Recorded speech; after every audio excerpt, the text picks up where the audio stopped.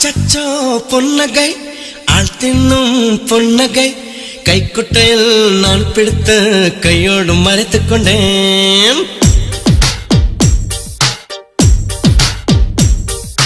அச்சச்சோ பொன்னகை ஆள் தின்னும் பொன்னகை கைக்குட்டையில் நான் பிடித்து கையோடு மறைத்துக் கொண்டேன்.